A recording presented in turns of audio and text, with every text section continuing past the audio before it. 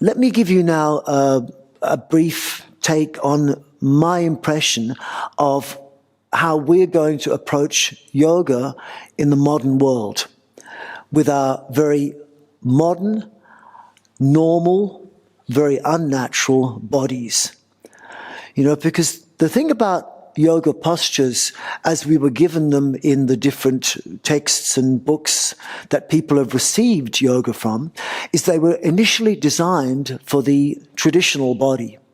And the traditional body is the one that, you know, squats to go to the toilet and, you know, stands at bus stops like this for ages in India still today, and, you know, cross-legged for every meal, and doing that since childhood, and maybe carrying things on their head in India and even Africa, America, you know.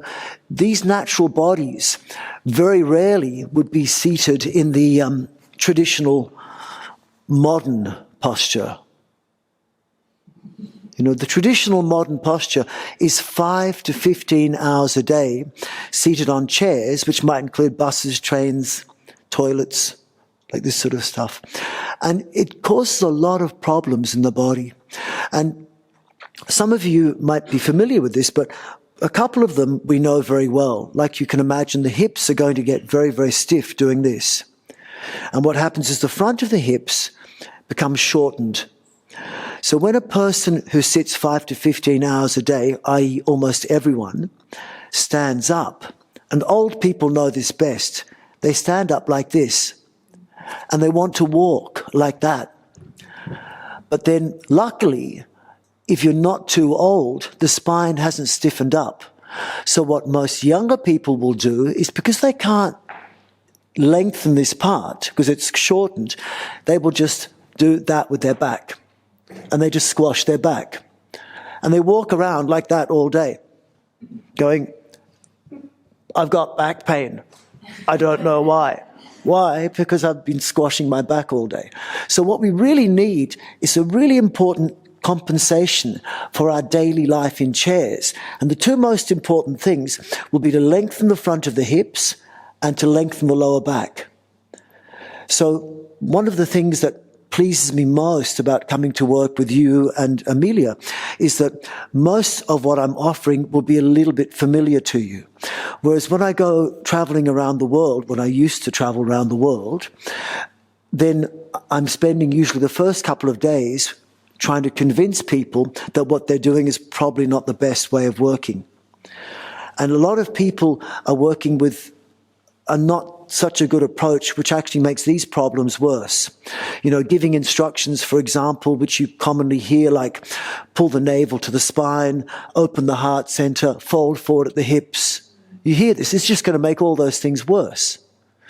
So one of the things I'll be asking you to do repeatedly is to lengthen the front of the hips and lengthen the lower back, and then expand the abdomen. And that looks a bit funny when you do this. You know, especially if I say lengthen the upper back as well. People go, that doesn't look right.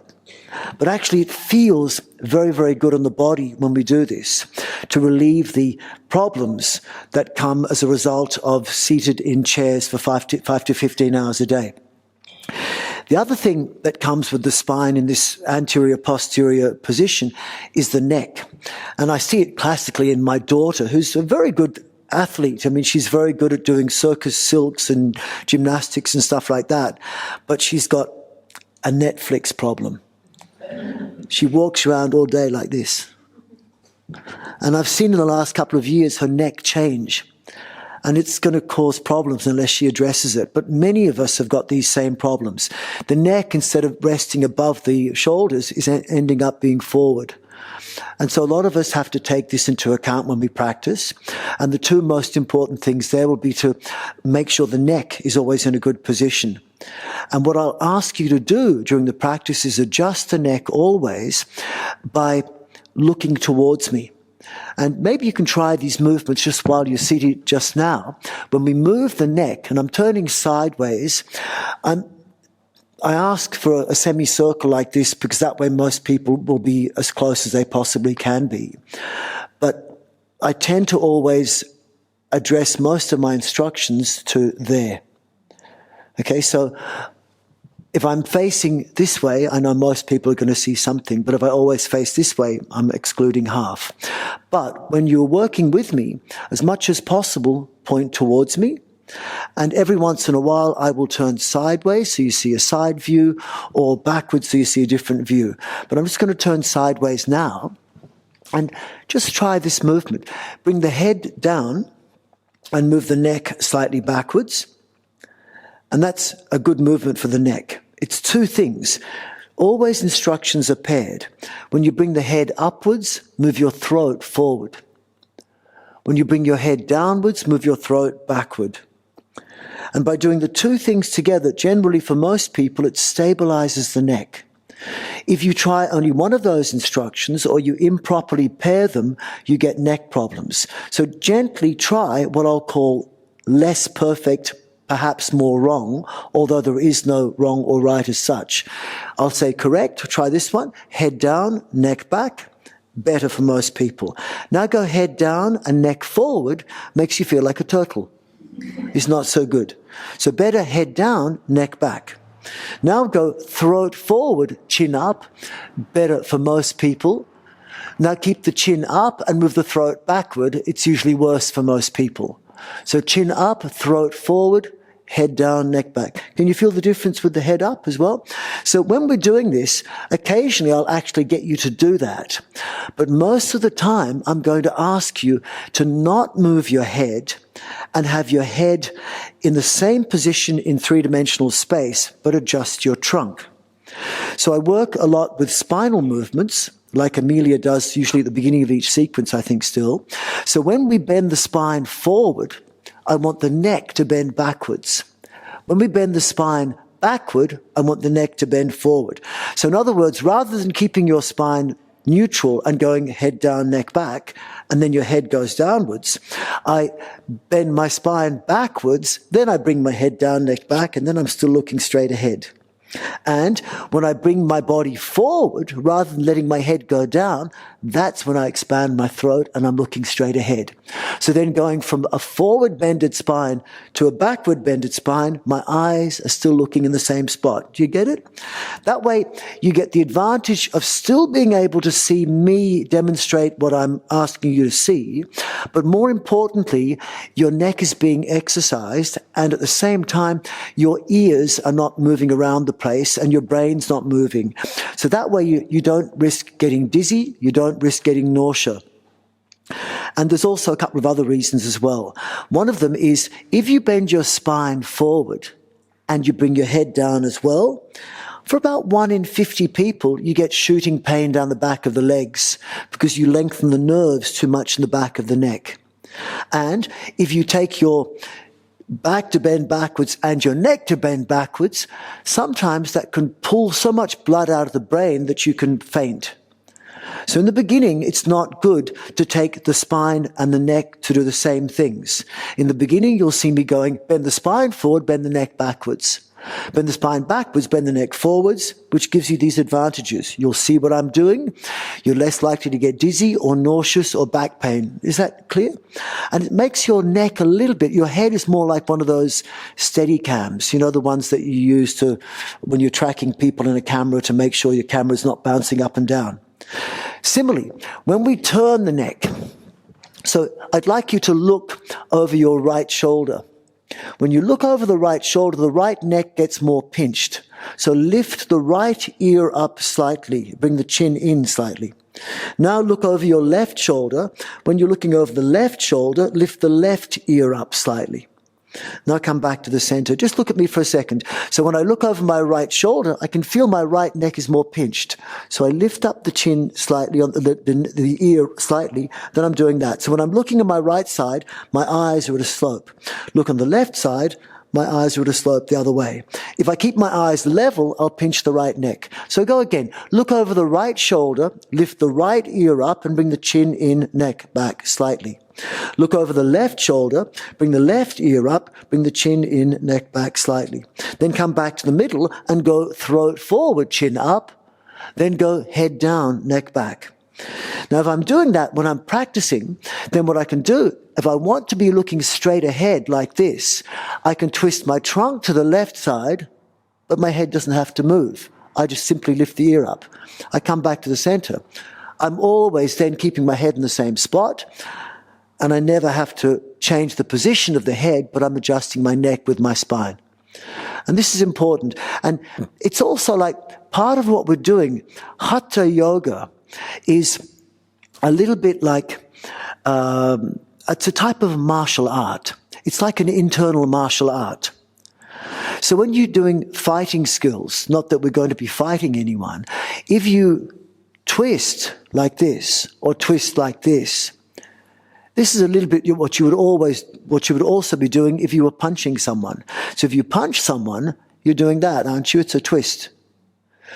So anyone who's done any fighting or boxing knows that when you're boxing someone, you don't move your head.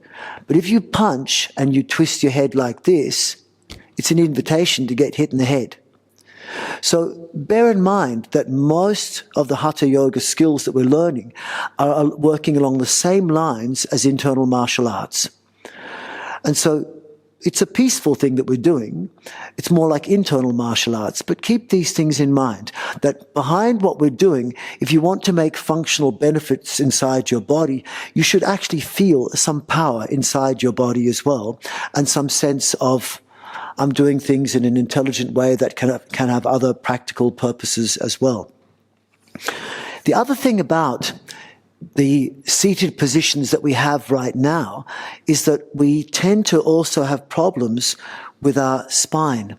One would imagine that the stiffest parts of the body from seated in chairs would be just the hips, but actually the spine plays a big role as well. If you can do it, please don't do anything you can't do, but just for a moment, come to a kneeling posture. And if you're in a kneeling posture,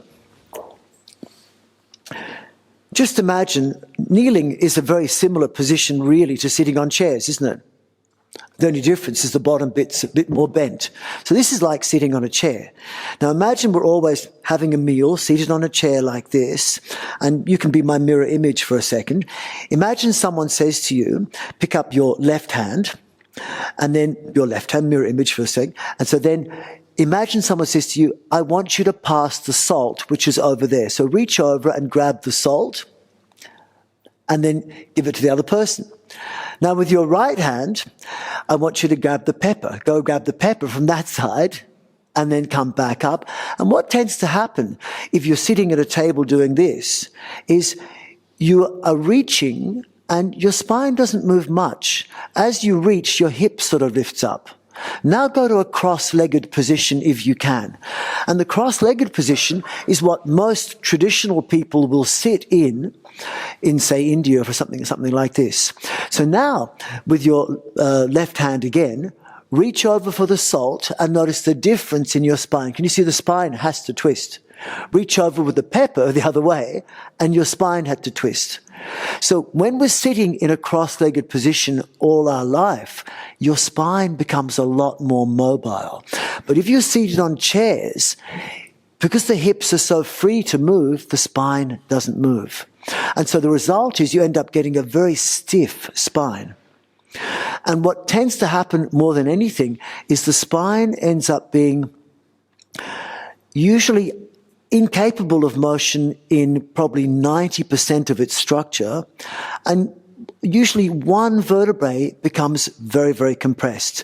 And that's usually around L5-S1, which if you feel the top of your hips and you find the spine between the top of the hips, that's the L4, L5 junction.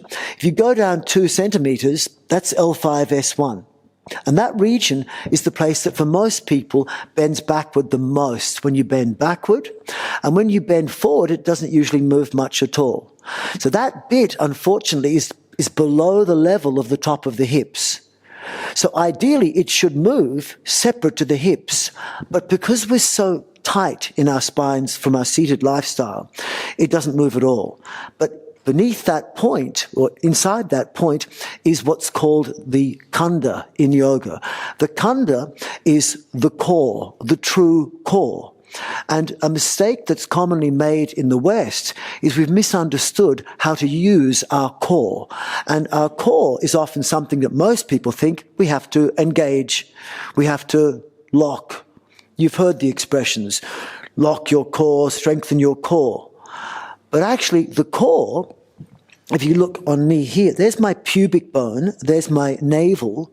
The core is a spot, which is an invisible tiny spot directly between the two. It's there, between the navel and the pubic bone. In yoga terms, the pubic bone represents Swadhisthana chakra. The navel represents Manipura chakra. The khanda, the core, is directly between the two on the inside. But it's on the inside, so you find it from the back as well. So the core is between the top of the hips and your tailbone. It's that point directly in the middle, which is the L5-S1 junction, where most people, like I'll say 9 out of 10 people in the modern world, if they bend backwards, they'll feel pain here. And we can test that in us as well. That section should have no pain, and it's the seat of all your energy. But if it doesn't move, or if it's in pain, you end up losing 9/10 of your energy. So the most important principle that perhaps I'd like you to walk away with this weekend is to really embody something which I'm sure Amelia has said, don't lock the core, move from the core. And the core, in China, they call it the dantian, which many people have heard that expression. In Korea, it's called dandon. I think it's called tandon or something. And then in Japan, they call it the center of the hara, and the hara center is called tanden. In indigenous Australian cultures, they have a name for it as well. I think it's nadu kuru in certain indigenous cultures. But in the West, what you always hear about is the importance of engaging the lower abdomen. I mean, you've heard the expression, pull the navel to the spine, but more accurately, people will say, pull the lower abdomen in. Don't you hear that? But if you look at me, I'm pulling my lower abdomen in, but notice the upper abdomen is still out. The thing is, that's something which they learned in the late 80s as physiotherapists. I mean, I'm a physiotherapist, and I started doing physiotherapy around the time that they started to realize that healthy people will always engage their lower abdomen before they make any movements. So what they found out in the beginning of the early 1990s, late 80s, was that when they observed healthy people as opposed to people with back pain, it wasn't to do with how strong someone's core was. It was to do with how their core reacted and how their core acted when they moved. So the healthy person with a good, healthy back, pain-free, would have 3 events that would happen inside themselves that were the same events that would happen in a sick person, a person with bad back, but the events were in a different order. In a healthy person, their brain would think, I want to pick up that heavy object, my iPhone, it's made of uranium, it's very heavy. So first action, the first event is a thought. I want to pick up heavy object. Second event is the lower abdomen will become engaged. Third event is the hand reaches to grab the object. Whereas in a person with bad back, they would have the same 3 events in a different order. First event is thought. I want to pick up heavy object. Second event is hand reaches. Third event is lower abdomen engages or moves as a result of the hand reaching. In other words, the healthy person will go brain thinks, lower abdomen acts, external limbs will react as a result of this moving first. But what happened around this time was they misunderstood the data. And they started saying to people, if you've got a bad back, what we need to do is to get people with bad backs to pull their lower abdomen in first, before their hand moves or before their leg moves. And you would have heard this. Tighten your lower abdomen. But the problem is, there's at least 4 distinct ways of pulling the navel to the spine. And maybe I can show this a little bit more in detail. But the problem on the outside is, if I pull the navel to the spine with my exhalation muscles, it looks from this, which is my relaxed baby belly, it'll go like that. That's using exhale muscles. But that won't help you. That will just make your spine stiff and your nervous system very stressed. better is to move your navel to the spine using postural muscles, and that is this. Problem is, that's much better, but it doesn't look much different, does it? But it feels very different, and it feels different on the inside. Then I could also move my navel to my spine using transversus abdominis, including the lower abdomen and the upper abdomen. So this is transverse abdominis. I can either engage the lower transverse abdominis or the upper transverse abdominis, or lower then upper, or upper then lower, or both at the same time, which looks very similar to the first two things that I did, doesn't it? Which adds a level of confusion. Then I can also move my navel to the spine by expanding the chest. And the problem is all those four things have a very different effect, and I'll get you to feel these things, but the confusion means that very few people actually pull their navel to the spine in the way they should, and most people would be better off if they just forgot their abdomen and went back to the most regenerative thing they do every day, which is let their abdomen be as if they are when they're asleep. When you're asleep, you go back to the baby belly. And luckily, it doesn't look like this when most people are asleep. Luckily, when you're asleep, when you're lying down, the relaxed abdomen falls down with gravity and it's relaxed here. But if I stand and relax as much, it will hang out like that. Now, I haven't eaten all day, and I'm not super fat or weak, but when I relax, like most healthy people, the abdomen hangs out. Now, when you see babies, they walk around like that, don't they?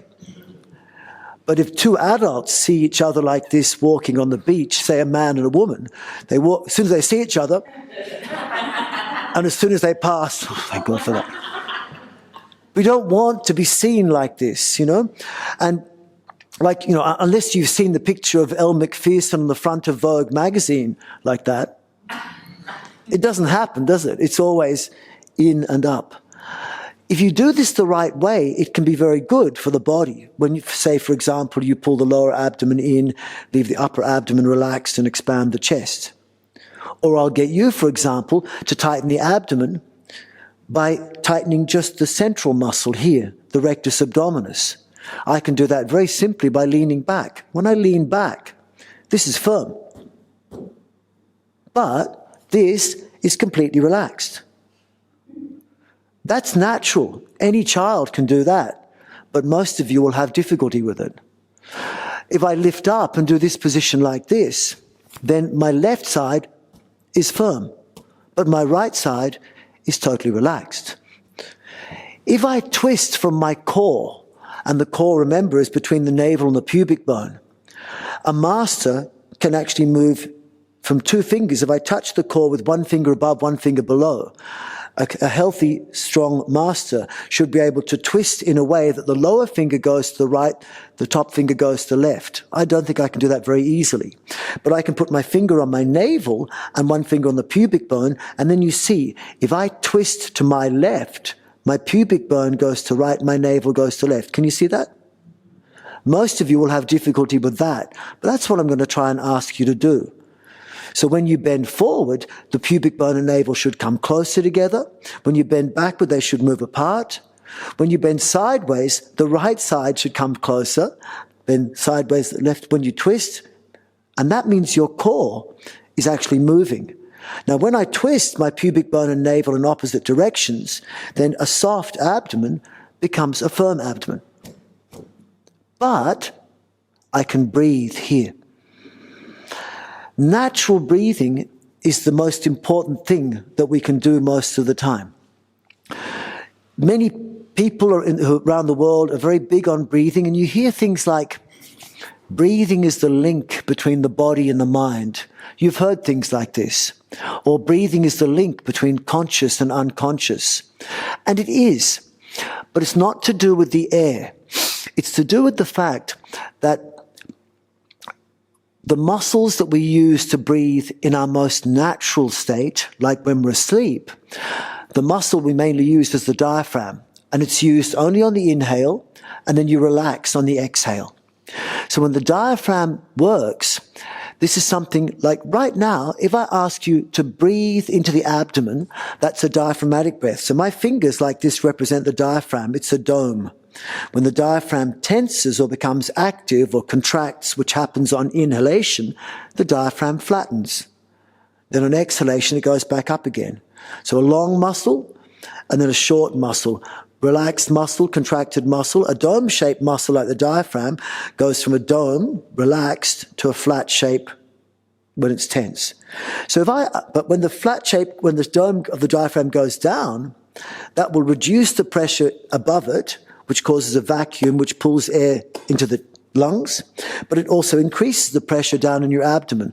So you'll always feel the diaphragmatic breath makes your abdomen expand, so it feels like you're breathing into the abdomen, but of course the air goes into the lungs. It's the pressure that goes into the abdomen. Just try this for a moment now. Put one hand on the chest, one hand on the abdomen, and breathe into your abdomen. And you shouldn't feel the chest move if you do this, just the abdomen expanding and relaxing. And now let the air out by itself. Now the magical thing about that, you can let it go for a second, is that you did that with your own voluntary free will. But up until that point, the same type of breathing was happening all by itself.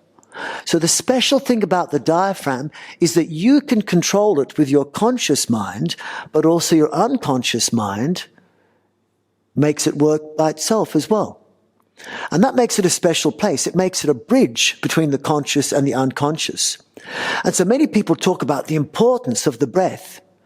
But actually, breathing is actually very overrated. And the general consensus is that many people think that you should breathe more. You hear that all the time. Oh, you should breathe more. Take a bigger breath. What we want is to actually breathe less. And this is very controversial for most people. If you tell them that, I mean, I've had, people who interview me thinking I'm going to be saying something intelligent, and they stop me halfway through my talk because I say things like, breathe less, tense less, keep your heart rate low, think less. It doesn't go down well unless you can justify it. Well, let me think about it for a second. If you're a healthy person and you run fast, you don't breathe much. That's why they call you fit and healthy. But if you're an unhealthy person and you're walking very slowly going, people think, oh, he's really sick. Similarly, if you're a healthy person and you run really fast and your heart rate is really low, people go, they're really fit. But if you're walking very slowly and your heart's going boom, boom, boom, boom, boom, you go, that person's going to die soon. Similarly, if when you walk, as you step, you feel a stretch in the front of the hip as you step forward, and you feel a stretch in the back of this hip, every step you go, ooh, I can feel a stretch in the front of my left hip, back of my right hip. Ooh, I can feel a stretch in the front of my right hip, back. Your next thought will be, something's wrong with my hips. Isn't it? Whenever you feel a stretch, subconsciously you think something's wrong. Like I ask you to cross your arms like this. Did you feel a stretch in the back of the elbow? No, but imagine if you did, you'd go, ooh, that's a good elbow stretch. Something must be wrong with my elbow. Whenever you feel a stretch, subconsciously the body thinks something's wrong. When you bend your elbow, did you feel tension? Did it feel like you had a good biceps workout? Put your arm on your biceps and bend the elbow without thinking about it. You feel the biceps switches on, doesn't it? But you're not thinking that was a good biceps work. Because if you did, you'd think something's wrong with my biceps. Whenever we feel tension in the body, subconsciously the body thinks something's wrong. So say, for example, you go to pick up what you think is a very light little weed. Like we have these weeds at our house, the farmers' friends. They're lovely because you hate them, but when you pick them up, they come out very, very easily. Very easy weeds to pull out. But every once in a while, me with my bad eyes, I go to pull on the wrong type of weed, and it's much harder than I thought. I start pulling. I go, be careful. You could damage your back. So say, for example, like This is my phone. I know I can pick it up. It's at a distance. I can pick it up. It's not going to damage my back. But unbeknownst to me, someone has substituted my phone with a plutonium phone, which weighs twice as much as lead. And I go to pick it up and go, oh, and I feel straight away tension. And as soon as your body feels tension, more than it expects, you go, oh, careful, you could damage your back or your shoulder or your arm. But if you're picking up a super heavy weight and it doesn't feel any tension at all, you feel safe.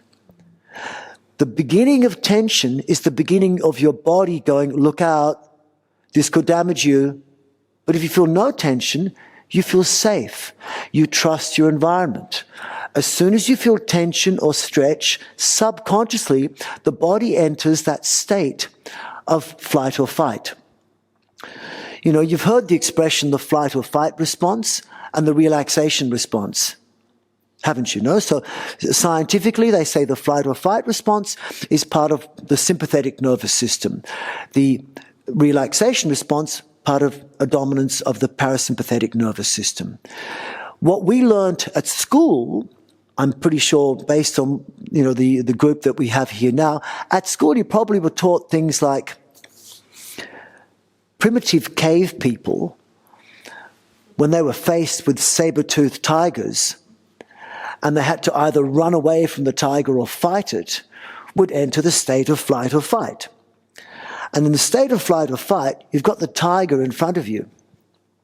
And you go, should I fight? Should I run away? I'm not sure, but this is pretty dangerous. I could die. Then you think, all that bread I ate last night, sort of sitting there, isn't it? I think I should digest that bread. Then you go, no, I haven't got time to digest the bread. I haven't got the energy. I've got to focus on fighting the saber-toothed tiger. So you say, we'll focus on the bread later. Let's turn off the digestive system because you need all the energy to fight the tiger. Then you start to fight. You think, I'm going to fight or run away. And you go, I really must do something about this runny nose. And oh, I've got a cut on my finger. I should fix that. Then you go, no time to fix the cut or, you know, help my cold or whatever. Turn off your immune system because you've got to put all your energy into fighting the saber-toothed tiger. You know when you're sick, how much energy do you have? Not much, because all your energy is going into healing the whatever's wrong with you.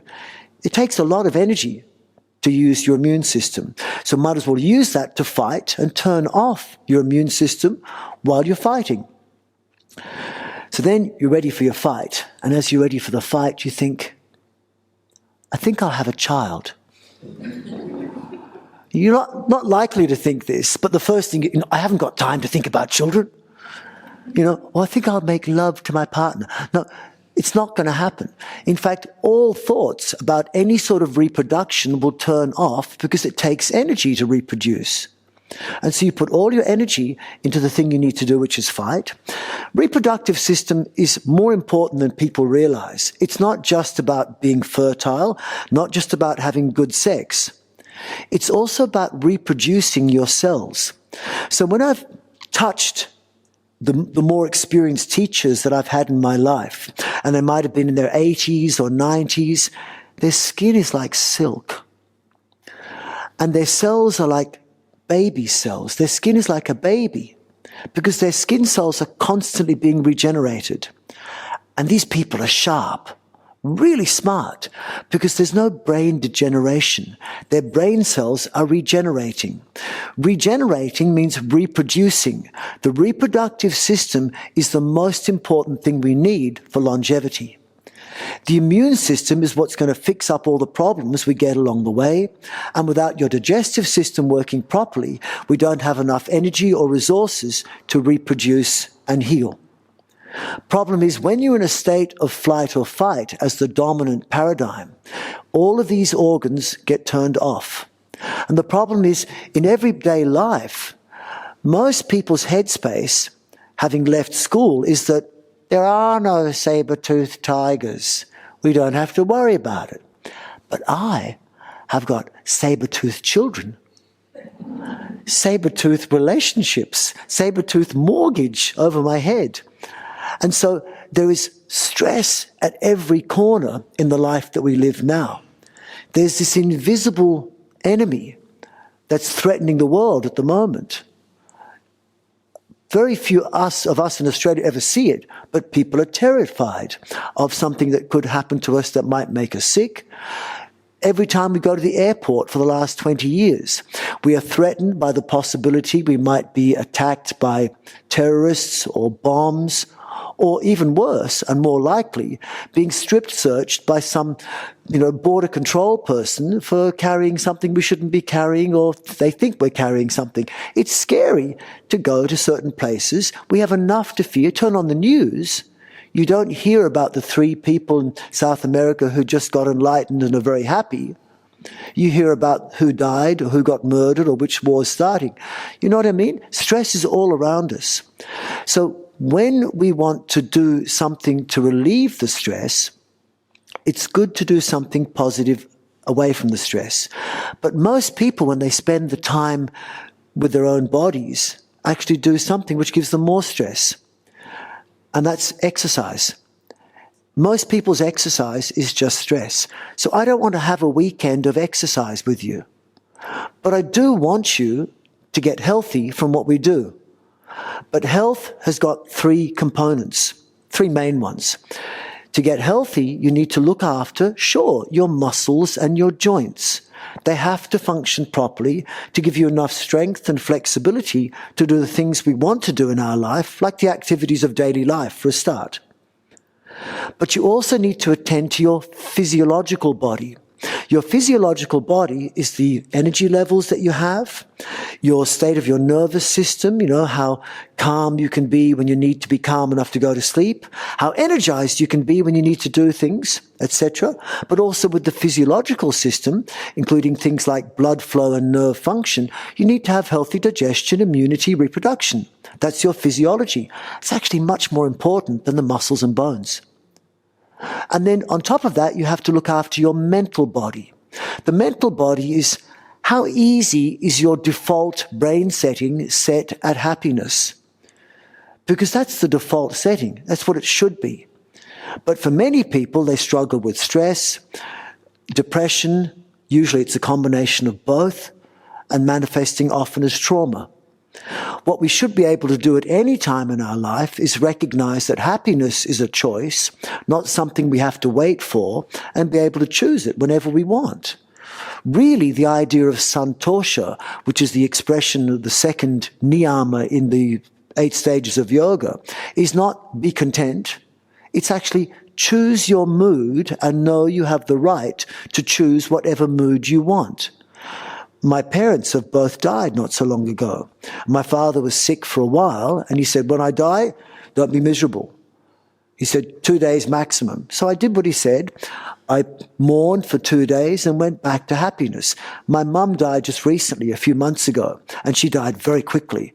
So it took me a bit of time to get used to it. I mourned a little bit longer, but always with the knowledge that I can stop mourning whenever I like, that it's always my choice to stop being miserable. Sometimes we're miserable when someone dies because you feel it's to honor them in a way.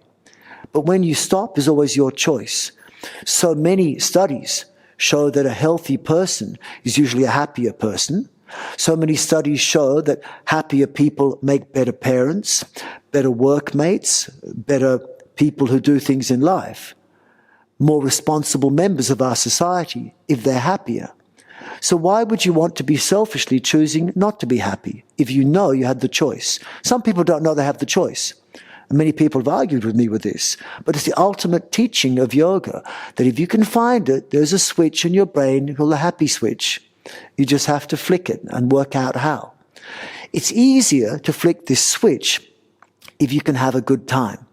So one of the ways you can find happiness in your head, because this ability to have mental equilibrium is actually more important than the physiological health, Like we have physical health, muscles and bones.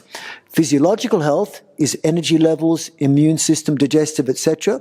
And mental health is how happy you can be as often as you can, and how clear your mind can be, how how easy it is to work with logical things and see the logical flow of things, and also how easy it is to work with intuition, because they're both just as important, aren't they? Left and right brain. So this is the mental body. But look at how the world works. If someone is sick because they've broken a leg, say you've broken your leg, and everyone will see you, you've got a cast, and everyone gives you sympathy. And when you get up to move, everyone will come and help you because you've got an obvious broken leg. People will give you a lot of respect when you've got a broken limb. And they'll give you time, and you'll get a lot of leeway. But if you've got, say, Lyme's disease, or some sort of physiological problem that saps your energy, you'll be sitting there, and to anyone looking at you, you'll look fine. But you have fine bones, your muscles and bones work fine, but they can't work because you've got no energy. So what's worse, a physical problem or a physiological problem?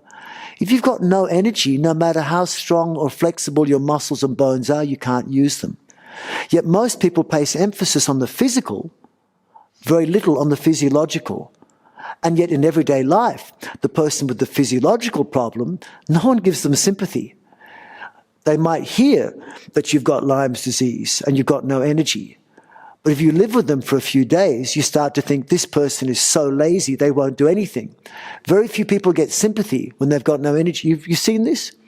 People soon get sick of the fact that you've got no energy to do anything. You just come across like a lazy person. But then much worse, if you've got a mental problem. If you've got a mental problem, and your mental problem is you just get so angry sometimes, no one gives you sympathy at all. They just think you're a bastard. And yet it's the worst problem.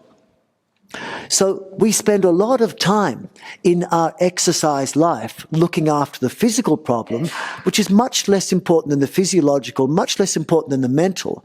We give much more sympathy to the people with physical problems, much more than the physiological or the mental. But really, I think we should focus the other way around. So I'd like you to really pay attention the other way around this weekend. Take heed of how your mind feels. Take notice of your energy levels, how your nervous system feels. They all relate to each other. But don't be obsessed with muscles and bones. Of course, if you've got a problem which is limiting you, you have to pay attention to it. If you've got a lower back problem, pay attention to not make it worse, and I'll show you how. And hopefully I'll show you how to make it better. If you've got a knee problem, don't do something which makes your knee worse, and I'll show you how to improve it and not make it worse. If you've got any problem in the body physically, don't do stuff that hurts it. Back off, modify, change, skip that part of the things that I'm offering you that might irritate those parts. But really pay attention to the physiological. Check your energy levels. Look for, if possible, two important things. Healthy blood flow, which is blood flow without the heart racing, and a healthy balance of your nervous system, which is where you feel calm but energized at the same time. That's healthy parasympathetic dominance over a sympathetic base. If you're just fully in the parasympathetic nervous system with no sympathetic, tone at all, you're just apathetic. One of my friends had this last year. He was a 34-year-old jiu-jitsu specialist, and he lost all sympathetic tone in his body. His heart rate dropped to about 16, 20 beats per minute. He was on the verge of dying. They had to put him on a pacemaker eventually. And now he can't drive ever again because you can't be driving with a pacemaker. But otherwise the risk was he dies. And he had small children he had to look after, so he chose the pacemaker. But you can see that we need some sympathetic tone. Parasympathetic nervous system by itself is not good. So in yoga they say you need to have sthira sukham asanam, which is literally to be firm but calm at the same time, strong but relaxed. And so that's something which I want you to check throughout the time we're here together. Are you feeling relaxed while doing stuff? Because many people don't do hatha yoga. In the modern world today, many people are not doing that much different to what happens in the gym. In the gym, what you see, often, not always, but is people doing weights, and then cardio and stuff like this where the heart's racing and they're exhausting themselves. It's a workout, no? A workout is when you do something that takes energy away. At the end, you need more sleep, more food. And then those people go home and they have their chill out with maybe a beer and a joint and a television and they relax. Is that much better than doing what most people's attempt at hatha yoga is today, where most people's yoga practice, I'm not saying you guys, but it happens around the world, is they do an hour and 15 minutes of stressful activity and then follow it with 10 to 15 minutes of relaxation on a mat. Is that any better than going to a gym and coming home and having a joint? It's not that much different. Can you see it's stressful activity followed by relaxing activity? Real yoga is do a stressful activity while being relaxed at the same time. There's the ha and the ta together. Yoga means union. You bring them together at the same time. You don't win points in yoga to do something stressful and be stressed. You get the yoga points by doing something stressful while being relaxed. And don't stress first and try and relax. That won't work. Focus on the relax first, then gradually add the stressful things subject to staying relaxed. Yoga is also expressed in another way. Yoga can also be expressed in terms of meditation. Most people think that meditation and yoga are two different things. If you look on Instagram and you see someone doing this, you go, they're meditating. But on Instagram, if someone is doing something like this and balancing on one hand, you go, oh, that must be yoga. But if you see someone doing balancing on the hands and you think that's yoga, most people go, I can't do yoga because I haven't got strong enough arms. Or actually, what do most people use as the biggest excuse as to why they don't do yoga? I can't touch me. Most people think it's about flexibility at the back of the legs, isn't it? So most people's avoidance of yoga is because they're too stiff or too weak. And then most people don't do meditation because meditation is too boring. Because for most people, this is meditation. It's doing something really boring in an uncomfortable position that makes you cold and numb. That's not meditation. Meditation is doing yoga. It's the same thing. But people have somehow flipped it. The only translation of the word meditation in Sanskrit is yoga. And so when I saw meditation for the first time, when I was in my teens, I saw a picture of this looked like a Tibetan, Chinese, Indian monk type person sitting pretty much naked in the snow. And it didn't look like they were stretching, didn't look like they were tensing muscles, didn't look like they were breathing, didn't look like they were thinking, yet they could sit naked in the snow, which means they are moving blood really, really well without their heart racing. That's an important aspect of meditation. Meditation is not just sitting still, being bored and numb and cold. Meditation has got 5 features that I really want you to look for.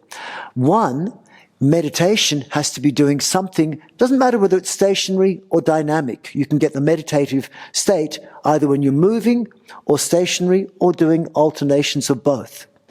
Meditation has to be sustainable activities, something which you can keep doing for ideally up to 3 hours. But if you can only do it for 30 seconds, you can't meditate in it. You can't meditate doing chin-ups if you can only do 10. You can't meditate doing push-ups if you can only do 20. If you're some Navy SEAL, you can do 1,000, maybe you could meditate in them. But it has to be something which is sustainable, able to be done for a long period of time. So as we're practicing over the time we're together, and I will eventually shut up and we'll do stuff, is I'll say to you, bend your knees. Now, this is me with my legs straight. This is me with my knees bent. But it's not going to be obvious to you. So what I'll do is I'll bend my knees this much so you can see. Do you have to bend your knees this much? No, it's enough just to bend the knees enough. So when I say bend the knees, the idea is you bend the knees a little bit, see they're a little bit bent, enough that I can drop my hips in order to lengthen my lower back. I can't do that if my legs are straight. See, my lower back is squashed. So I bend my knees enough to just simply drop my sitting bones down like a weight on a string, which is my spine. And then it lengthens it. But when I show you, I go bend the knees, you're not going to see that. So to make it visually accessible to you, I will bend my knees that much. But when you try it, you're going to go, actually, this is fine for like half a minute. Can I do this for 1 hour? I don't think so. So make the exercise that I offer you something you can do for 1 hour. Don't think I can do it, it's fine. How long can I do it for? Then you're going to get meditation. 5 things for a meditative state. 1 is sustainability. 2 is engagement. It's an activity. You want to be engaged. Engaged means literally on a scientific level, your brain has exited the default network in the brain. The default network holds things like time traveling and ego. So when you enter the meditative state, this default network in the brain switches off and you don't time travel anymore. You just stay in the present moment. And you also don't have an ego center. Suddenly, instead of you feeling separate to everything else, you feel one with everything else. So it's that expression about being here and now and being totally connected. This is something which we look for in the practice. So this is going to happen when you do enough in what I offer you that it excites you. But that level of excitement, if I give you too much of it, becomes stress. So how many of my instructions will you be able to take enough that is going to interest you? I can do those things. But if you take one more thing, it's going to become stressful. That's going to be different for every person in this room.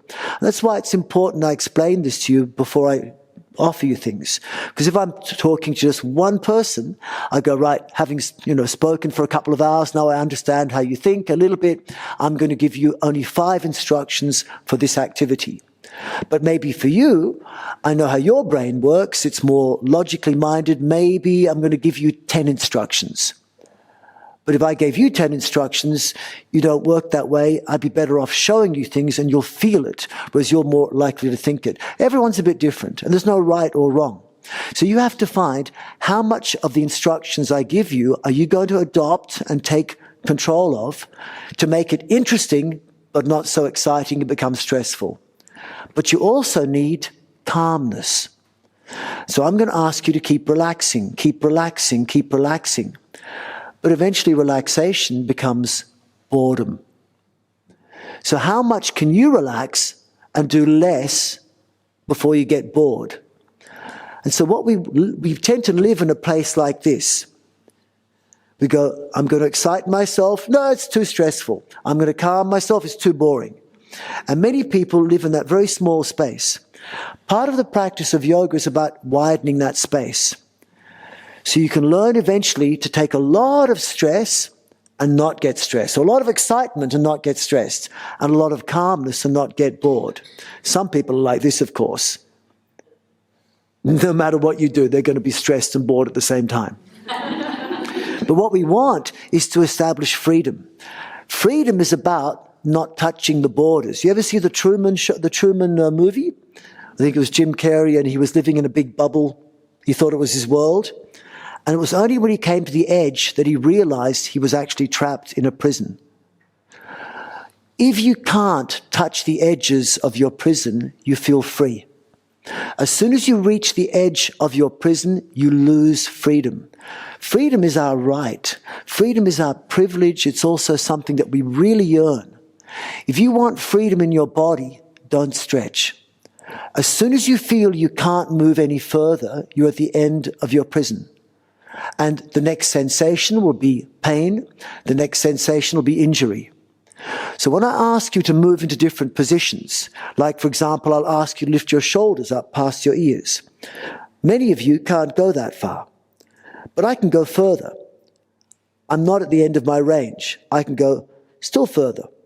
But then it becomes tensing, uncomfortable. So I back off a bit. Always so I'm free to move. Always check that no matter how far you go into a posture, you could go a little bit further. So those of you who've done martial arts know that if you straighten your elbow, although it doesn't feel like a stretch, you can't straighten it more. But if someone catches you in this position, they will snap your elbow. Same with your knees. In martial arts, if you lock your knees, which they tell you a lot of times in yoga to do this, don't they? Someone pushes you this way, your knee will snap. But if your knee is not locked, it's a lot safer. So be careful reaching the end of the range of your motion. Always stretch less. One more thing about stretching is when you walk, sometimes if you're walking, you might trip over something. And luckily, what happens is if you come to trip over something, the front of your knee gets a sudden stretch. And that sudden stretch is the same thing that we get when we go to a doctor. You know when you go to a doctor? And that happens. This is a stretch reflex. And the stretch reflex is this thing that protects us when we're about to hit our heads and die. It's part of the flight or fight response. So if you're walking and you trip, the front of the knee gets suddenly lengthened, like it did with the hammer. The hammer is giving a sudden stretch to the front of the knee. And as you're falling, the knee bends unexpectedly, and it sends a message to the spinal cord and says, unexpected stretching at the front of the knee, unexpected stretching, you could fall over, break your neck and die, this is danger, danger, danger. So the message gets sent back instantly, back to the front of the knee, and says, quick, straighten the knee, straighten the knee. And the knee straightens and you don't fall over. Life saved. And then via snail mail, a message comes to the brain saying, we've just had this incident, but everything's okay now. And you go, what happened? This was part of your flight or fight response. You're trying to protect yourself from instant danger. Yet that's what most people feel whenever they bend forward. Whenever they bend forward like this, what are they feeling? Stretch. What's that stretch? It's not a lengthened muscle. It's a muscle that has become lengthened, but it became tense. Because what happened is the body bent forward with gravity. Gravity is like the hammer on the back of the leg.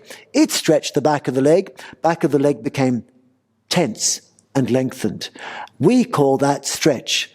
But if you did the same movement without using gravity, say something like this, that is the same shape as this.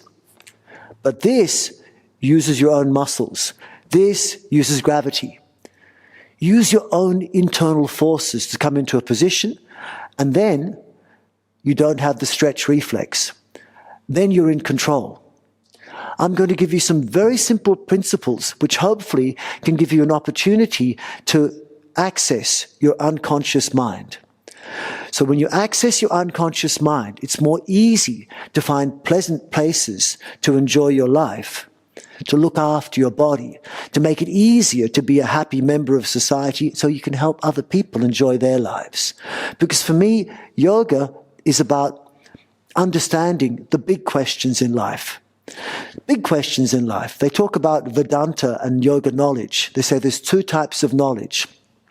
The really important stuff, like the big questions of who are you? Where did you come from? Why are you here? Where are you going? They're the important questions in life. Then it says there's the other type of knowledge, the not so important stuff like nuclear physics.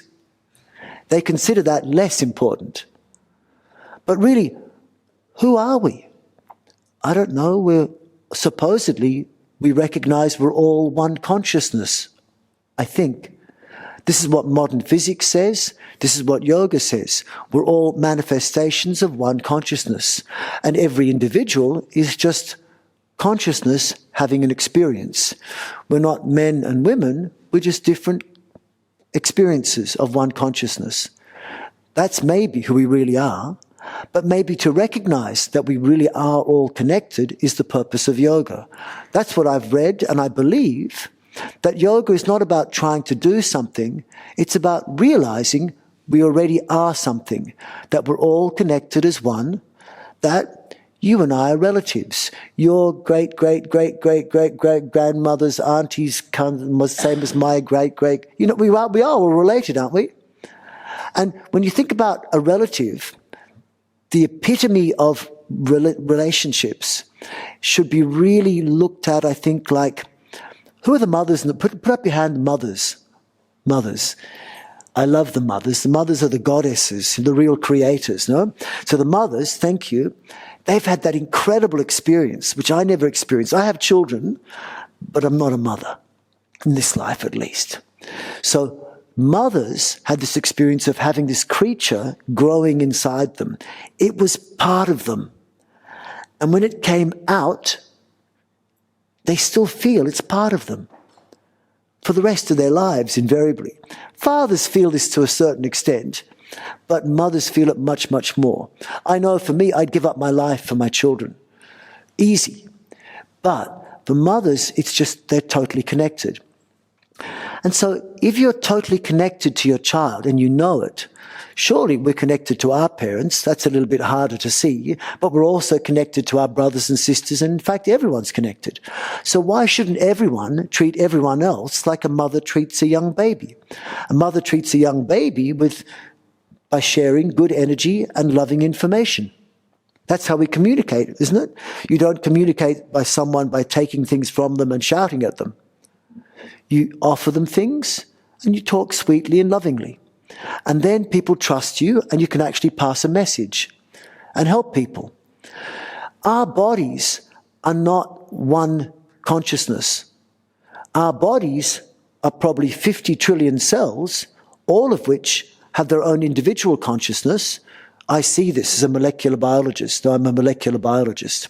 We put human cells in dishes, and as you see them move, they all act like they have a mind of their own. When you put them together, perfect health is when every cell of the body treats every other cell by sharing good energy and loving information. That's what I want us to be doing this weekend. Share good energy and loving information inside our body. How? The good energy is healthy blood flow with the heart rate low. The loving information is the information that dominates in the parasympathetic nervous system, so you feel calm. Always feeling calm, never threatening. So to do this, we have to do three things. One is, in the practices we do, recognize, number one, the purpose of yoga, that we're all connected as one.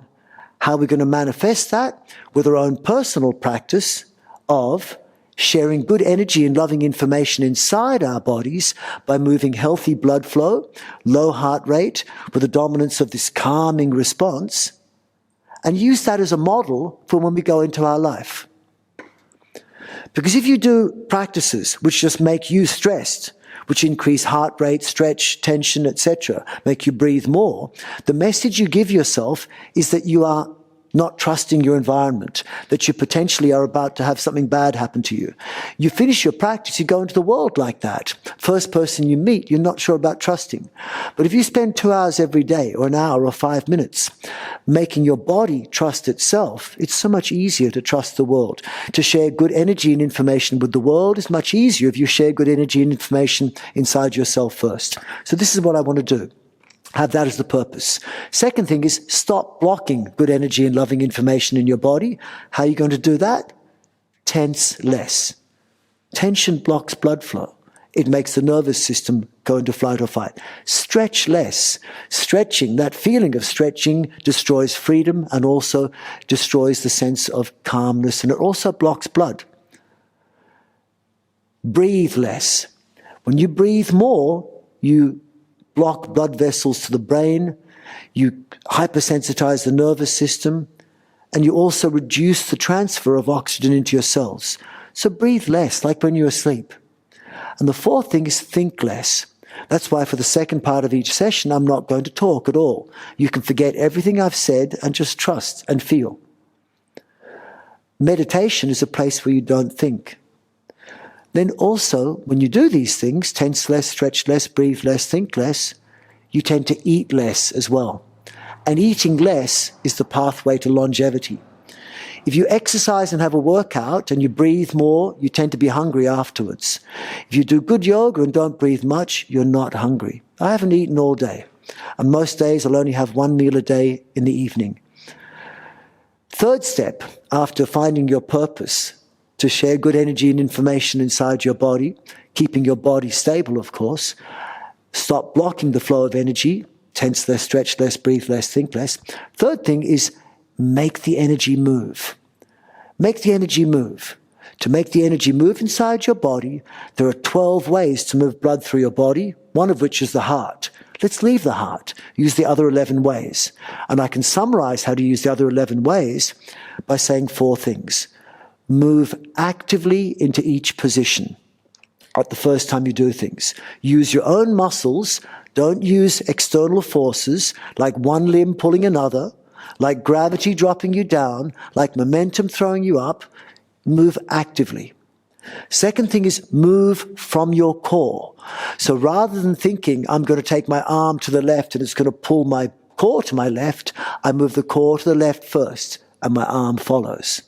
Rather than thinking, lift my head up, and if I lift it high enough, it's going to pull my belly button up. I think before my head lifts, I expand the belly, then my head lifts. Core moves first. Don't lock the core, move from the core. Third thing is breathe from your core. Or, simpler way of saying it, breathe naturally, like you're asleep. Later you can breathe fancy, but before you learn the supernatural breathing they talk about in the yoga texts, learn natural breathing. It's like we're normal people living in an unnatural world. He is normal, he is supernatural, between them is natural. So go from normal body back to the natural breathing children do. That's why they're so young. And then we go supernatural maybe. Natural breathing works best, most of the time. The fourth thing is move fluidly.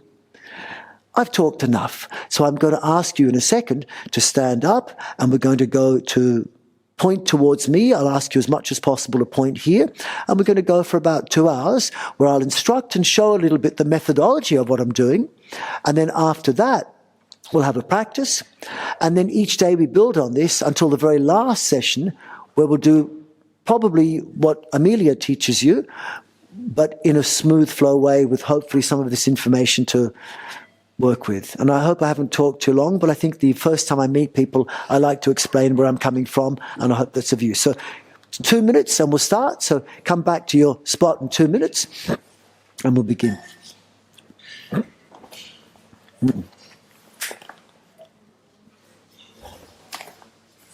Mm-hmm. You're amazing. It's okay. I talked longer than I expected. I'm terrible. I'm a bad talker. No, it's a really good talk. Oh, bless you. I think sometimes when you've got a 3-hour class, it's good not to work too hard the whole way. I'm wondering if I put this lying down under the front of the stage, is that going to make it safer or no? Maybe, yeah, it might not break. Try that. Oh, we need 50 people for the room, don't we? Of course. Do you need a drink? No, I'm okay, Tony. Okay. I might just go outside.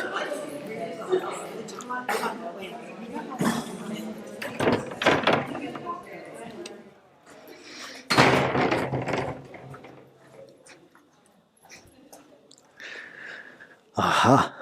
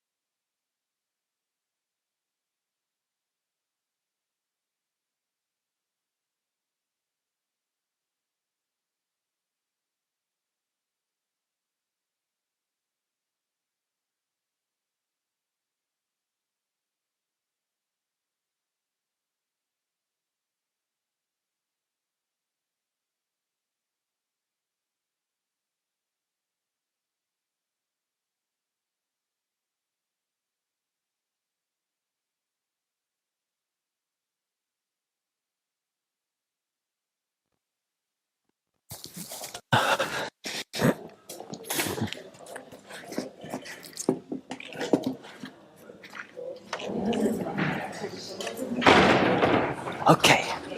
Okay. Okay. Okay.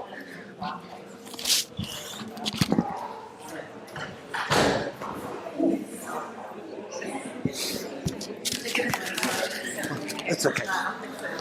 Remind me. Okay, every once in a while, remind me. Okay. Fantastic. Now, at some point over the next day or so, I'm going to come round and you can let me know if you have any medical conditions or problems.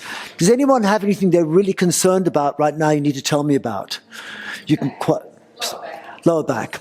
I mean, almost everyone will have lower back problems, so we can test people in a moment. Who has lower back problems? Put your hand up. Okay? So, who has neck problems? Neck problems? Popular, good. Who has knee problems? Knee problems? Good, you're doing well today. Good. Hip problems? Hip problems. They're popular as we get older as well. Okay, so these things you have to address, but the simplest thing to do is when we're working with these parts of the body, bend less, tense less, move slower. Don't go so far into the poses. Last resort, just don't move that part at all. Okay? Stay less tense in those parts.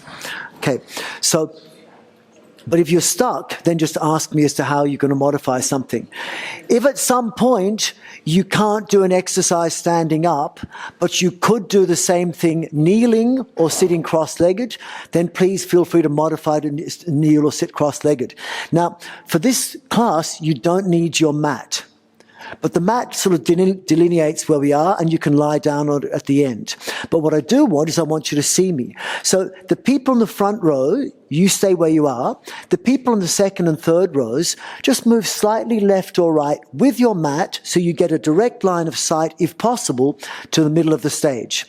Now, if you can't do that with your mat, but you could do that with your body, do it with your body. It might be better for you at the back there. Can I ask, maybe for you, you could bring your mat over here, and there's another spot for a mat over here. Rather than being there, you could bring your mat just here and be between those people there. If you want to. If you want to. You can stay there. It's not the end of the world, but, that might be a better spot. It's if you want to, Yeah. So maybe do me a favor.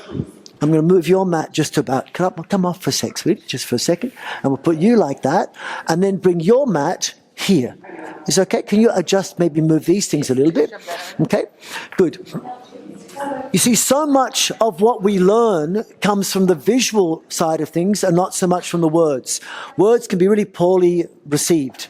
Now, the people at the front get the easiest time. The people on the sides, it's a little bit harder. From now on, no more mirror image, unless I say specifically, which is very rarely. Mirror image won't work. So I want everyone to put up their left hand. Good. And now their right leg. Okay, good.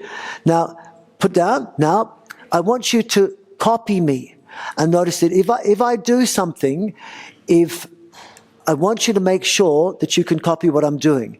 But it's easiest for the people behind me. Because if I'm here, I can bend forward like this, so bend forward. Now, come back up. That gives you a lot of information, but it doesn't give you much information. Because now notice that if I do this, is that what you did or is that what you did? Notice from the front it looks different. From the side, from here, if I bend forward like this or like that, you can't tell much difference. That's why I'm going to direct my attention mainly to the people in the front, but I'll occasionally turn to the sides. But you need to see both views. But when I turn different angles, don't you turn angles. You keep looking towards me. Okay? So when I'm giving you movements, the people in the front here, it's easy for you to follow because I'm going to face this way. If I bend sideways, copy me bending sideways. Okay? And that was very good. Okay, very good. If I twist, copy me twisting. Okay, good. Now that's easy. But you can imagine that the people on the sides, they're not quite getting your back view, which is just easy to copy. They're going to get a view which is much more like this. Don't do mirror image. to the same leg, same arm as me. If I lift my right leg and my left arm, you'll lift your right leg, your left arm, etc., right? So you have to do that. But if you're on the sides, you people will get this effect. So copy me with the same leg and arm that I'm doing. Copy me. And it's a bit of a problem, isn't it? You see the problem? So this is why even if I said to you we're going to do mirror image, it doesn't work. You see people doing like this, they go. It doesn't work. I tried for years. So just bear in mind that I'm here. You'll have a bit of trouble with that funny stuff on the side, but you're here because I said to Amelia, get someone really smart to be here. And she picked you. Okay, so just know that, but you can follow the smart people here, okay? Just always think I've got an L and an R on my leg. Okay, so you're going to follow me, and when I do it without words, I'll also use the clicking system. I think you use a clicking system still. So one click means just, that's when I'm asking you to do the instruction. Okay, so when I say take up your arms, you go up on the click, okay? Otherwise people go take, should I go up as he says take, or the arms, or after or before?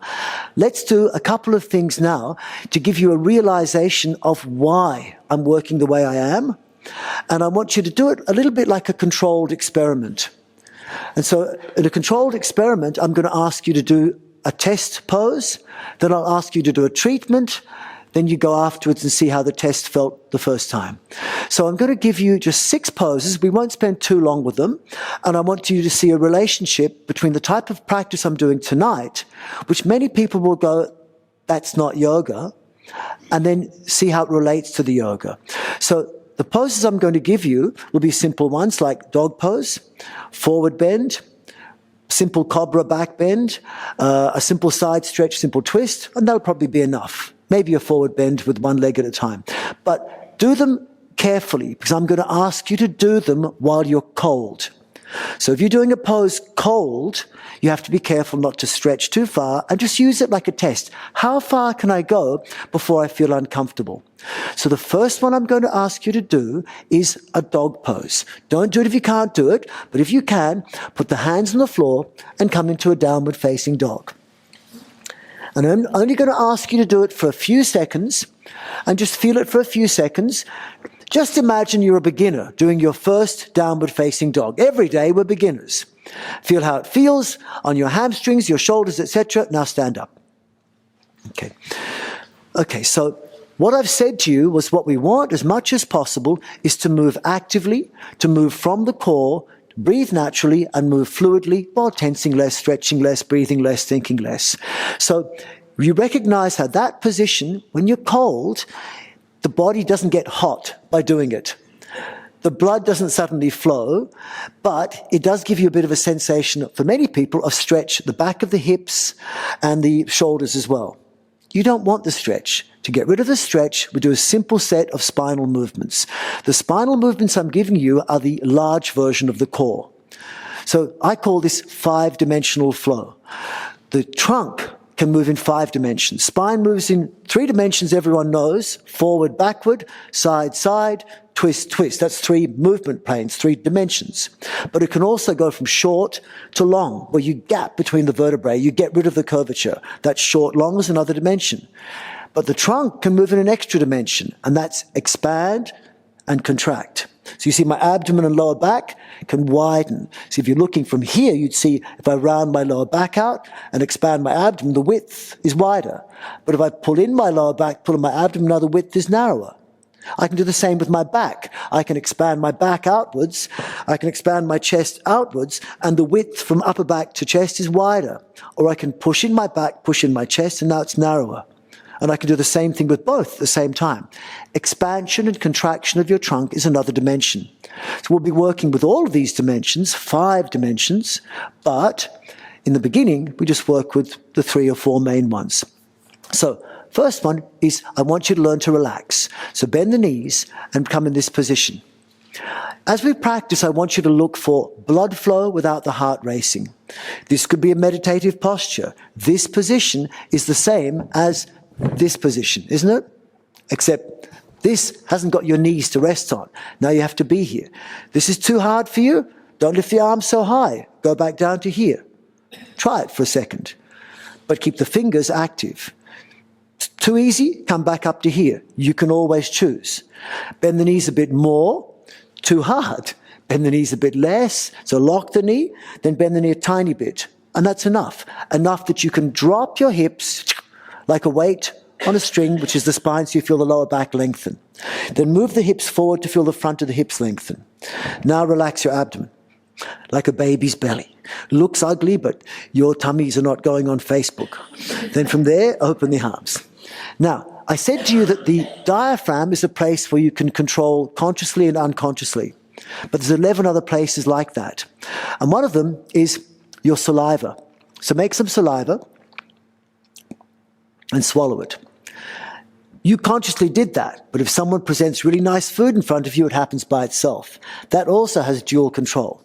Now I want you to blink a couple of times. And after blinking for a few times, then you blinked, but I didn't ask you to blink. Okay, so blinking happens sometimes consciously and sometimes unconsciously. It's another place. So every once in a while, I want you to make saliva and blink a bit. Now, when you're asleep, if you open someone's eyes when they're asleep, you only see white, because the eyes, when they sleep, rise right up. So make your eyes look up at 12 o'clock on an imaginary clock face, but without tensing your forehead. Now look down at 6 o'clock below.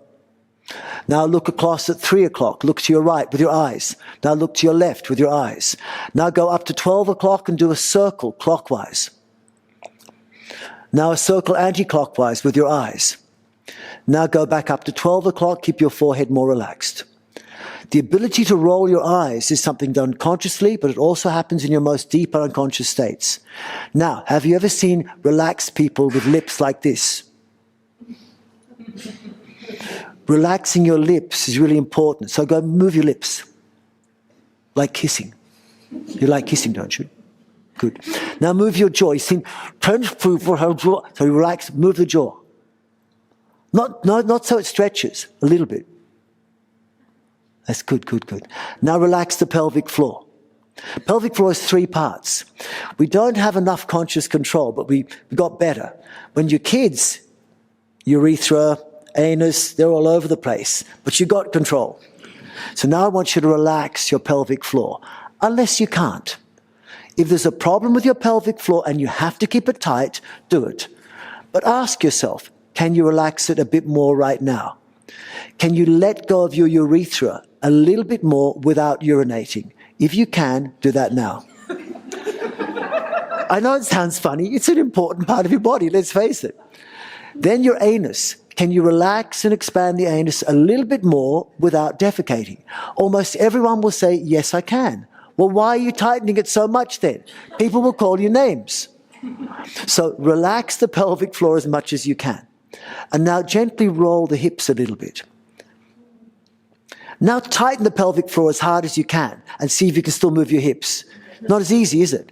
So relax the pelvic floor and then just roll the hips a tiny bit. Now lengthen your lower back, breathe into the abdomen and let the air out by itself. Also having dual control is your neck. So just gently move the neck a little bit. Not so it stretches, just move the chin in a little figure 8. Not big, otherwise it stretches. Now, fingers and toes also have dual control and their connection with hips and shoulders. So make your fingers lengthen, but now move them, not wiggle, wiggle, but like the fronds of a sea anemone, like playing a piano, like this. And now make your shoulders widen, but make the shoulders roll. By doing this, it gives you a release of your most important bridges between conscious and unconscious. And as soon as you unblock the blockages, energy starts to flow. You feel warmer even already, probably. So start again in this position. Do 6 things. 1, fingers lengthen, fingers can move. 2, shoulders apart, shoulders can roll. 3, neck lengthen, neck can move. 4, pelvic floor relaxed, pelvis can roll. 5, lower back lengthen, abdomen can breathe. And passively exhale. Or when you see me do this, it means the same thing. See, I'm rolling my abdomen, something which some of you can do, some of you will learn. But when you see me doing that, all it means for you mostly is inhale to your abdomen and let the air go out by itself. And next, face, relax. Now already that brings warmth, a bit of warmth, doesn't it? Because you've unblocked the blockages. Each pose you can do that. Now we move actively from the core into the dog pose. The dog pose actively. Bend the knees. Round out the lower back and upper back, lift the shoulders. Check they're relaxed. Maybe that's as far as you go. You want to feel length in the back and you want to feel expansion in your abdomen. Softness. Notice I'm not here, I'm here. If you can, keep lifting the shoulders, check the neck is relaxed, and stay there, or if you can, lift the arms as well. And go arms past the ears. Then, not like this, move, again, lengthen the front of the hips, make that correction we do for chairs. Length at the front of the hips and round out the lower back. Ribs in, round out the upper back. Now expand the chest. Then expand the abdomen. Then from there, check. Fingers are lengthened, but the fingers can move. Pause them. Shoulders lifted as far away from the base of the T1 as possible, lifted high, but they can roll.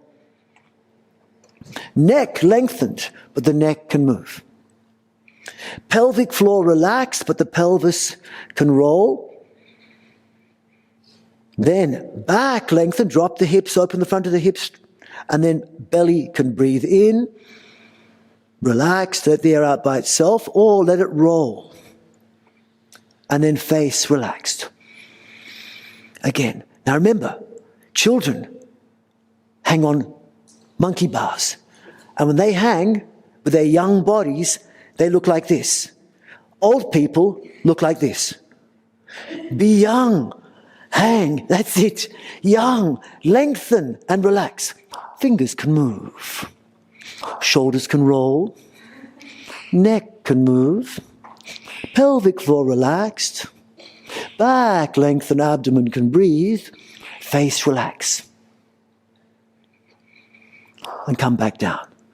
Did it make you warm without the heart racing? Did it feel like you were strengthening something, but I'm telling you to relax? Did it make you more flexible? Check. Come into a dog pose and see if the dog pose feels easier. Or is it harder? And just see, does it feel less stress for the hips or the shoulders or the hamstrings? Stand back up. And just as a show of hands, because not everyone feels this. Who felt that was easier doing dog pose now? Most people feel it's easier. So what this tells you is one of three things. Either maybe it's better to do this position first before dog pose, or maybe understand what that was giving you and put it into the dog pose, or never do dog pose again. All three are possible. Okay? Now, we do, the next position is the one that everyone hates, is to touch the toes position. Keep it safe, bend the knees enough that you can touch your fingers to the floor with the head up. Stay there, or straighten the legs a bit. Stay there, or go down with your hands and head if you wish. Don't force it, just how far do you go before you feel a stretch? Bend the knees, push the hips forward, stand back up. So that feeling is one which is very uncomfortable for many people and can cause damage and pain for others. You never want to feel a stretch in the back of the leg and the back of the spine at the same time. It's fine to have length, but not the feeling of stretch. Okay, so it's better to lengthen those bits in two different ways. So part of that is the hamstring, part of that is your spine. Let's just feel the hamstring by itself first. Always safest to stretch the hamstring in two separate ways. One leg, then the other leg. So do this posture first. Go right leg forward, left leg back. Always safer to work with the spine when you're not working with the neck. So lift the chin up. Expand the belly, keep the chin up, bend at the hips and go forward over your right leg. Keep the right leg relaxed, don't pull up the kneecap. Stop where you feel the stretch is enough. If you want to, put the hands flat, keep the chin up. And if you want to, put the chest on the thigh, but keep the chin up. Why am I saying keep the chin up? Well, very gently bring your chin to your throat. Notice the stretch increases. That's because of nerves. Now lift the chin up. Notice it's cooler. Now, bend the knee, push the hip forward, stand up. You felt a stretch. That wasn't a stretch, that wasn't a lengthened muscle. It was a muscle that was lengthened and became tense because of the stretch reflex. Get rid of the stretch reflex with an active movement. This posture, you can see, is dog pose, isn't it? I'm doing the same thing from here to here, like that. It's the same. This posture is the same as this one. So now do this one. So lean on the left leg, come to right toe tip, open the arms. We're going to do possibly a one-legged balance. If it feels good for you, don't do it if it doesn't. Right leg forward. The other one, the one attached to the right side. It's good. Excellent. Change legs. Change legs. Thank you very much. Excellent. It's a difficult position, isn't it? I know. Then from there. So from here, 3 things help when you're balancing. 1, look at the floor for balance. 2, bend the standing leg for balance. 3, grip with your toes for balance. Then, if comfortable, lift up the leg off the floor. Keep it straight. Now, if you really want to, you can hold something. If it hurts your hip, don't do it. Have the foot on the floor and pull with the toes. But if you can, hold it up. Now notice you're doing the same shape as you were doing here, but only as far as the body wants to go. Now you'll find if you turn your thigh out, it's less painful for most people. Turn your thigh in, usually it tightens the front of the hip. Better turn the thigh out. Now from where you are, lengthen and relax. It's your internal mantra. Lengthen and relax. Lengthen the fingers, check they can move. Pause the fingers. Shoulders apart, check the shoulders can roll. Pause with the shoulders. Lengthen the neck, check the neck can move. Pause with the neck. Relax the pelvic floor, move the pelvis. Lengthen the back. Breathe into the abdomen or let the abdomen roll. Relax your face. Jaw, lips, eyes. Bend the knee. Good. Did it make you warm? Much warmer than the hamstring stretch gave you. Did you feel strong while focusing on relaxed? Did it make you more flexible? Check. Right leg forward, left leg back. Keep the chin up, bend forward like before. And see if it's harder or easier than it was before. Keep the chin up. And then bend the knee, stand up. Did it feel easier? Anyone put your hand up? Usually much easier. Because now you're bending forward with a relaxed hamstring, not a tense hamstring. When this muscle turns on, this one turns off. That's why they tell you to pull up the kneecap. Pulling up the kneecap's not a good instruction. Now you feel warm, so you think you're flexible. So put your left leg forward, right leg back. Keep the left leg relaxed. The slower you go into a pose, the less likely the stretch reflex comes on. But if you go fast, it comes on harder. If you're game, go quickly forward and notice how stiff you are. Oh, after being so flexible on the other side, no? So fast movements can be dangerous in the beginning. Stand back up. So now we release that feeling of stretch by relaxing the back of the leg, doing an active movement. Instead of falling into the pose, we lift into the pose. Lean on the right leg, come to left toe tip, open the arms. Look at the floor for balance. Look at the ceiling for fun. Bend the knee for balance. Then bend the grip with the toes for balance. Stay or lift up the left leg. And then turn the thigh out, usually releases the front of the hip a bit. Turn the thigh in, tenses the front of the hip. Turn thigh out's better for most people. Go as high as you can or as low as you need, but don't feel tense. So lengthen your fingers. Check the fingers can move. Shoulders apart. Check the shoulders can roll. Stop the shoulders. Neck lengthened, neck can move. Pelvic floor relaxed. Pelvis can roll. Back lengthened. Abdomen can breathe or roll. And face relax. So face relax, like make saliva, swallow it, like eating. You like eating, don't you? Then chew, like chewing it. Now make your lips move like kissing. You like kissing, don't you? Now blink a few times. You like discos, don't you? And then bend the knees and come back down. You get warm. And that warm is because the front of the thigh is firm and compressed, pushes blood away. Back of the leg, lengthen, relax, pulls the blood towards it. You're making your body turning into a big pump, like the heart, without using the heart. Did it make you more flexible? Left leg forward, right leg back. Keep the chin up, go forward, and see if it's easier to bend forward now. Bend the knee, push the hip forward, stand up. Easier? So now, fantastic. So now, see if it's easier bending forward. Go to the Uttanasana position. Bend the knees a bit, touch the floor. Keep the chin up, let the legs straighten a bit of easier. Now bring the head down if comfortable. And bend the knee, push the hip forward, stand up. It's easier, but not super easy, still is it? Because now we bent forward, it's got easier in the back of the legs, but the spine needs addressing. So if you want to get the spine to release, we need to bend forward, but not with the hamstrings. So do this next spinal posture. I'm giving you 8 basic spinal posture. This one, copy, number 1. Short spine. Number 2, lengthen the lower back, upper back, lift the shoulders. Take the arms up if you can past the ears, lengthen and relax. That's posture number 2. Then posture number 3, the short forward bend, where we're going to bring the collarbone and pubic bone closer together. So keep the eyes on me. Pubic bone goes up, open the front of the hips. Belly button goes out, so it's big. Now keep the chin up, move the collarbone and pubic bone closer together.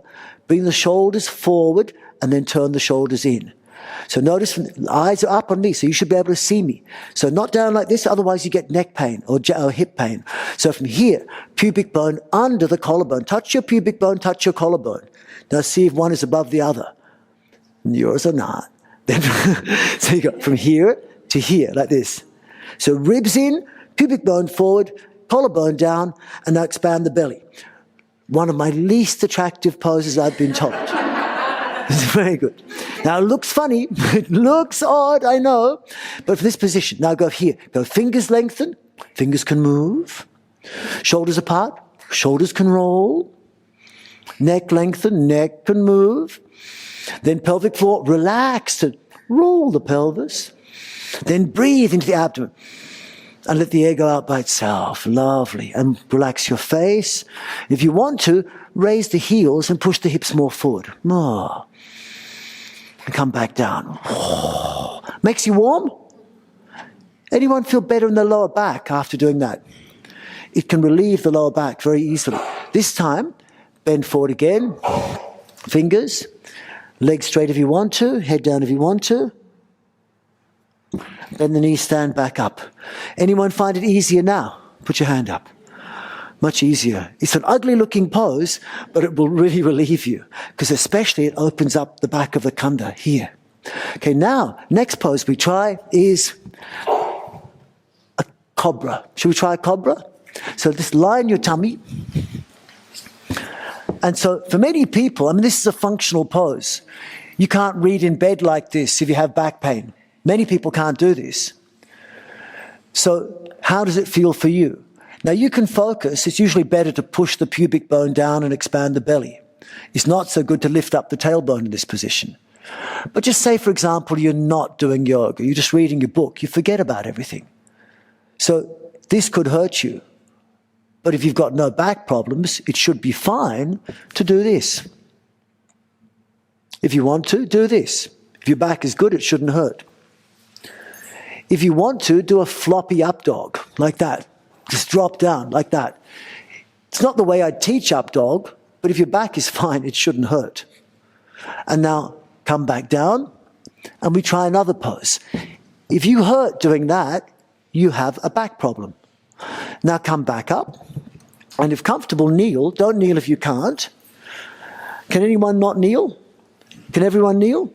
Okay, let me know. If you can't, you just don't do it. Tuck your toes under, and we do like a camel posture. So for this one, reach back with your right hand, hold the right heel. Then if comfortable, grab your left heel and see how that feels with your chin in. Then come back up. Now, if it's okay for you, put the feet on the floor. Then reach back with your left hand, grab the heel. Reach back with your right hand, grab the heel.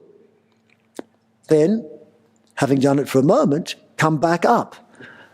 And now, how did it feel for you? Stand up.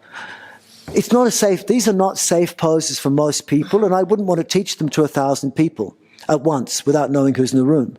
But it makes it much easier if you do those poses actively. What did we do? We fell into them. We collapsed into them. But an active movement's more like this. So let's do again. Spinal posture number 1, the short spine. Lengthen and relax. Push the pubic bone forward, round out the lower back, lift the shoulders up, relax the neck, lift the arms up if you can, expand the belly. Spinal posture number 2, the long spine. Check lengthen and relax, fingers high, hips lower, belly out. Then spinal posture number 3, short forward bend. pubic bone up, belly out, chin up, shoulders down. Chin up, and shoulders turn in, stretch the wrists. This is the expand belly. Now, here the back feels lengthened. I want you to keep it lengthened. And then keeping it lengthened, I want you to push the pubic bone down and forward and belly button forward and up. So we go pubic bone down and forward, belly button forward and up, collarbone goes higher, chin comes in now, so you keep your eyes on me and lean back, then turn the shoulders out and lengthen the wrists. Chin in, neck back, jaw relaxed. Make the belly expand. Lift the collarbone higher, pubic bone lower. Now, what would be wrong for most people, and you can test it, if you let your collarbone go down, the back will crush. Take the collarbone higher. If you tuck your tailbone backwards, the back will squash. So let the sitting bones drop down. Don't tuck under the tailbone. Push the pubic bone forward. Now breathe into the pelvic floor, breathe into the abdomen. So not like this, like this. From there. Now, if you're really relaxed, you should be able to breathe naturally. So breathe into your abdomen. But you should be firm but calm. So if I feel my abdomen, it's firm on the front. Totally soft on the sides. You feel your sides? They're tense. Come back up. You're not meant to be tense, you're meant to be relaxed.